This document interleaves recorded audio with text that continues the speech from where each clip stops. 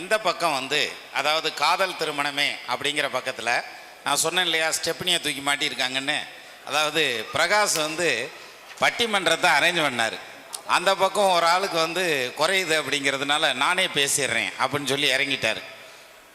வீட்டுக்காரம்மா எத்தாப்பில் வச்சுக்கிட்டு காதலை பற்றி பேசுகிறதுக்கு ஒரு தனி தைரியம் வேணும், சரியா?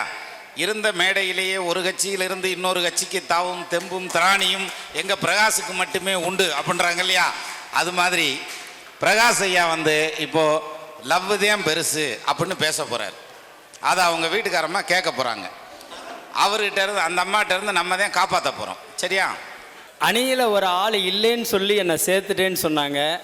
உண்மையாகவே அணியில் ஒரு ஆள் இல்லைன்னா உண்மையான வாழ்க்கையே இல்லை. எதனால அப்படின்னா இல்லை அவங்களும் கரெக்டாக சொல்லியிருக்காங்க, சேர்த்துக்கிறேன்னு தானே சொன்னாங்க, சேர்த்துக்கிட்டாங்க. லவ் அணி. ஆமாம், உண்மை அதுதான். யாருக்கும் பிஞ்சிலேயே காதல் உண்டு. அது 10வது படிக்கும் போதும் வரலாம், அல்லது கல்லூரி படிப்பை முடிக்கும் போதும் வரலாம். காதல் வராதவர்கள் யாராவது இருந்தால் கையை உயர்த்துங்கள் பார்ப்போம். இங்கு ஒருவராது நான் காதலிக்கவில்லை அப்படின்னு சொல்லி கையை உயர்த்துங்க பார்ப்போம். அதுக்கு வாய்ப்பே கிடையாது. காதலுக்கு வயதும் கிடையாது, திருமணமும் கிடையாது, எதுவுமே கிடையாது. உண்மையான அன்பு தான் காதல் நான் சொல்லிடுவேன்.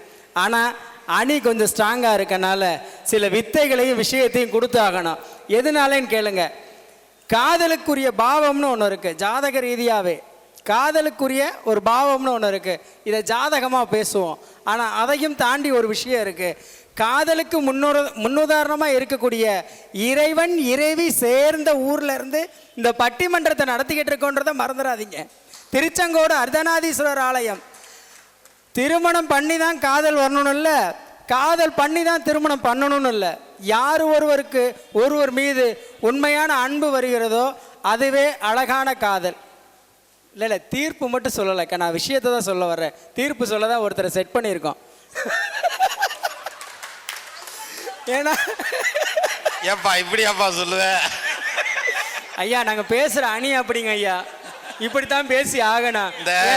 எங்க வீட்டுல புருஷன் ஒருத்தர் இருக்குது, அது வாட்டுக்கு அது வேலையை பார்க்க அப்படின்ற மாதிரிலாம் இருக்கு. எங்க ஊர் பக்கம் அப்படித்தான் சொல்லுவாங்க. என்னன்னா மதுரை பக்கம் ஒரு இது. இப்போ ஐயாவை நாங்கள் நடுவராக வச்சுருக்கோம். ஐயாவுக்கு வந்து காதல் திருமணத்துக்கு தீர்ப்பு சொல்லுவாரா இல்லை அங்கிட்ட இருந்தால் பொண்டாட்டி இங்கிட்ட வந்துட்டா இங்கிட்ட எங்கிட்ட பேசுறதுன்ற மாதிரி, சரிங்களா? இருந்தாலும் பேசுவேன். நீ பேசு, நீ தான் தைரியமான ஆளாச்சே. இருந்தாலும் பேசுவேன். என்னன்னா என் மனைவியை நான் நேசிக்கிறேன், என் மனைவி என்னை நேசிக்கிறார். அதனால காதலுக்கு சப்போர்ட் எப்பவுமே உண்டு. இருங்க நம்பாத, அடி வாங்காத மாதிரியே நடிக்கிறான். இருந்தாலும் பரவாயில்ல. ஆனால் அரேஞ்ச் மேரேஜ் அப்படின்னு பேசுகிறாங்க. அரேஞ்ச் மேரேஜில் எந்த விதமான ஒரு இடத்துலையாவது ஒரு ஹாப்பினஸ் சொல்லிடுங்க பார்ப்போம். கல்யாணம் பண்ணதுக்கப்புறம் அந்த மாப்பிள்ளை கடன் கட்ட ஓடணும், இஎம்ஐ கட்டணும். இருங்க, இவ்வளோ விஷயம் இருக்கும். ஆனால் லவ் பண்ணுறதுக்கு முன்னாடி பாருங்கள், லவ்வர்ஸாக இருக்கும்போது அவன் இது வேணும் அது வேணும் அந்த லவர் கேட்க போகிறதில்ல. 5 ரூபா மஞ்சக்கயிறு வாங்கி கோயில் வாசலில் தாலி கட்டுறா, நீ சாப்பாடே போடலன்னா சேர்ந்து கஷ்டப்பட்டு சந்தோஷமாக வாழலான்னு சொல்லுவான். ஆனால் அரேஞ்ச் மேரேஜில் பெத்தவன் கடை வாங்கி மாப்பிள்ளை கடை வாங்கி அது பாருங்க. பொண்ணு வீட்டில் பார்த்தீங்கன்னா அது மேக்கப்பு. இப்போ புதுசாக வந்துருச்சியா, இந்த ஜாக்கெட்டு 10,000 ரூபாய்க்கு தைக்கிறாங்கயா. இதுவே லவ் பண்ண பொண்ணு 500 ரூபாய்க்கு நீ சுடிதார் வாங்கி கொடுறா போதும், உன் கூட நான் கடைசி வரைக்கும் இருக்கேன்றா. ஆனால் இந்த அரேஞ்ச் மேரேஜில் பியூட்டி பார்லருக்கு 30,000 ரூபா கேட்குறா. ஏன்னா மாப்பிள்ளை வீட்டில் கொடுத்துருவாங்களா, மாப்பிள்ளை வீட்டில் பண்ணிடுவாங்களா, ஜாக்கெட் தைக்கணும், ப்ளவுஸ் வாங்கணும், ஒரு வாரத்துக்கு முன்னாடி அதை செய்யணும். அவ்வளவு செலவு பண்ணியா அழகா இருக்கணுமே. சொல்லுங்க ஐயா, லவ் பண்ண எங்க பாருங்க, கருப்பா இருக்கவனுக்கு காதல் வரும், சிகப்பா இருக்கவனுக்கும் காதல் வரும். ஒரு ஜோடி ரோட்ல நடந்து போகுது, அப்ப அந்த ஜோடியை பார்க்குறான். சார் எப்படி பையன்டா, என்னடா பொண்ணு இப்போ மொக்கையா இருக்கு. அதுதான் காதல். அழகை பார்த்து காதல் வராது, அழகை பார்த்து காதல் வர யாருக்கும் எப்போ வேணாலும் காதல் வரும். புரியுதுங்களா? அரேஞ்ச் மேரேஜ் அப்படி கிடையாது. எங்கள் நண்பர் அவர் சொன்னார், டே இவளை கல்யாணத்தை அன்னைக்கு நான் முத நாள் பார்த்துருந்தா அன்னைக்கே ஓடி இருப்பேன்டா. கடைசி வரைக்கும் பேசக்கூடாதுன்றாங்க, பார்க்கக்கூடாதுன்றாங்க, அதை பண்ணாத இதை பண்ணாதேன்றாங்க. கடைசியில் இவளை ஏண்டா கட்டணுன்ற மாதிரி இருக்குன்றாங்க. ஒன்றும் இல்லை, அரேஞ்ச் மேரேஜில் ஒரு ஃபோன் பண்ண, சொல்லுப்பா என்ன சொல்லு, இது கல்யாணம் பண்ணவங்க, அரேஞ்ச் மேரேஜ் பண்ணவங்க. லவ் மேரேஜாக இருந்தால் சொல்லுமா, சரிம்மா, சரிப்பா, இங்கே தான் இருக்கேன், இந்த வந்துடுறேன்ப்பா. இது லவ் மேரேஜ். அரேஞ்ச் பண்ண என்னடி சாப்பாடு வச்சுட்டேங்க, நீங்கள் அத்தான், ஓகே அத்தான், வந்துடுறீங்களா அத்தான். இது அரேஞ்ச் மேரேஜ். லவ் மேரேஜ் உண்மையான லவ் எங்கே தெரியுமா இருக்கு?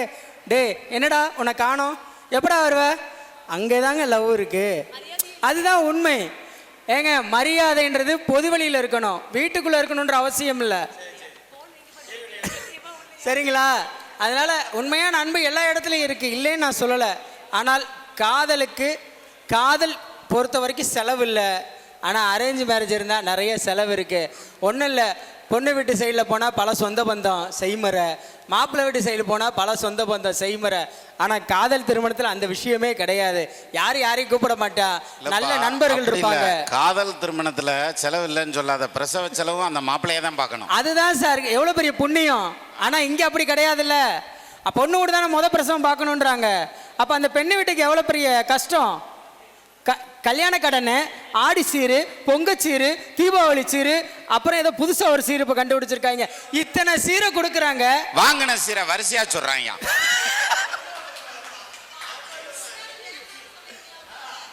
அதாவதுங்க, இத்தனை சீரு கொடுக்கணும். ஆனா காதல் திருமணத்துல அந்த சீரே தேவையில்லைங்க ஐயா. உண்மையான பாசமும் அன்பு இருந்தா போதுங்க ஐயா. சீருக்கு வேலையே இல்லைங்க ஐயா. சிறப்பா வாழணும்னா காதல் திருமணம், சீர் வாங்கி வாழணும்னா கல்யாண திருமணம், அரேஞ்ச் மேரேஜுங்க ஐயா. அருமை. அதான் உண்மை. காதல் திருமணத்துக்கு ஸ்டேஷன்லயே சீர் வச்சுதான் கல்யாணம் பண்ணி. ஆமாங்க ஐயா, உண்மை. அதான் உண்மை. என்னன்னா, இந்த காதல் திருமணத்துல இன்னொரு சந்தோஷமும் இருக்கு. என்னன்னா, குழந்தை உருவாகும் போது மிகவும் சந்தோஷமா நிறைய விஷயங்களை பற்றி யோசிப்பாங்க. ஆனால் அரேஞ்ச் மேரேஜில் பார்த்தீங்கன்னா, ஒரு குழந்தை வந்துருச்சா, ஐயோ இதுக்கு இன்னி செலவு இருக்கா, பொம்பளை பிள்ளையா ஆம்பளை பிள்ளையா. அது இந்த மாமனார் மாமியார் அவங்க பேசிக்குவாங்க பாருங்க, ஆம்பளை பிள்ளை தான் பிறக்கணும் அப்படின்வாங்க. அந்த சைடு பார்த்தா பொம்பளை பிள்ளை தான் பிறக்கணும். ஆனால் காதல் திருமணத்தில் அந்த இதே கிடையாது. எந்த பிள்ளைனாலும் பரவாயில்லைங்க, சந்தோஷமாக எடுத்துக்கிறோம். ஏன்னா ரெண்டு பெற்றவங்களும் பேசிக்க மாட்டாங்க, பிள்ளை பெற்றதுக்கு அப்புறம் தான் பேசிக்குவாங்க. அதுதான்க்கா, புள்ள பெற்றதுக்கு அப்புறம் தான் பேசிக்கிடுவாங்க. எதுக்காக? அண்ணன் சொன்ன மாதிரி நடுவரே சொன்னார், மண்ணவாரி தூத்திக்கிடுவாங்க. ஒரு குழந்தை குரு வந்ததுக்கு அப்புறமேலு, என்னக்கா நல்லா இருக்கீங்களா, அண்டி நல்லா இருக்கீங்களா, அடப்பாவீங்களா, அன்றைக்கு ஸ்டேஷனில் அடித்து உருண்டிங்க. அதான் உண்மையான அன்பு எங்கே இருக்கும் அப்படின்னா காதல் திருமணத்தில் மட்டும்தான் இருக்கும். இன்னொருத்தவங்க சொன்ன டைவர்ஸ் எங்கே, அவங்கள காணோம். ஐயா, இன்னைக்கு கோர்ட்டில் அதிகமாக அரேஞ்ச் மேரேஜ் டைவர்ஸ் தான் இருக்குது. ரெக்கார்ட் தர நான் ரெடி. என்னன்னா, இப்போ ஒரு ரீசெண்டாக ஒரு சம்பவம் கொங்கு மண்டலத்தையே புரட்டி போட்டுச்சு. திருப்பூரில் ஒரு மரணம், ஒரு பெண். சரிங்களா? ரிதன்யா மேட்ரு. சரிங்களா? அது மட்டும் இல்லை, இன்னும் நிறைய விஷயங்கள் நடந்துக்கிட்டு தான் இருக்குது. ஆனால் லவ் மேரேஜில் எந்த காதலனும் எந்த காதலியும் சாவதில்லை. உனக்கு பிடிக்கலையா நீ நல்லா இரு, எனக்கு பிடிக்கலையா நான் நல்லா இருக்கேன் அப்படின்னு தெரிஞ்சு டாட்டா பாய் பாய் சொல்லிட்டு போயிடுவாங்க. புரியுதுங்களா? அதனால் நீங்கள் லவ் பண்ணால் கொலை பண்ணிடுறீங்க, ஆணவ கொலை பண்ணிடுறீங்க. அதனால நாங்களாம் காதல் பண்ணலாமா வேணாமான்ற அளவுக்கு வந்துட்டு, அண்ணன் சொன்ன மாதிரி, நீ ஆம்பளை தேடுற மாதிரி ஆயிரம் போலக்கு உலகம், பெண்களுக்கு பெண்மை தேடுற மாதிரி. அதைத்தான் அன்னைக்கே சொன்னார். இந்த அண்ணன் ஒரு பாட்டு சொன்னார் ராமாயணத்தில். அதை சீதையை தான் எல்லாரும் யாரா பார்த்தான்னு கடைசியில் பார்த்தா பொம்பளை பிள்ளைங்க தான் இன்னொரு பொம்பளை பிள்ளைய பார்த்துருக்கு. அப்போ கலிகாலம் இனி வரப்போகிற காலத்தை முன்னாடியே சொல்லியிருக்கான்னு அர்த்தம்.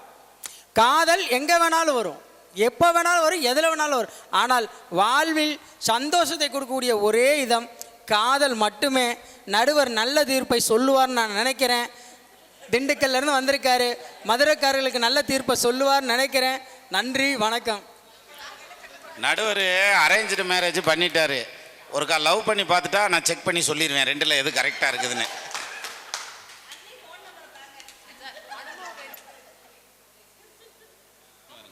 பாருங்க, பின்னால் இருந்த அண்ணி ஃபோன் நம்பரை கொடுங்க. என் ஃபோன் நம்பர் தரேன்னு யாராவது சொல்கிறாங்களா பற்றியலா? பிரகாஷ் தைரியமான வீரன், மதுரை வீரன் அப்படின்னு நிரூபிச்சிட்டார். எப்படி? வீட்டுக்காரம்மா முன்னாடியே பேசிட்டார் அப்படின்றாங்க இல்லையா?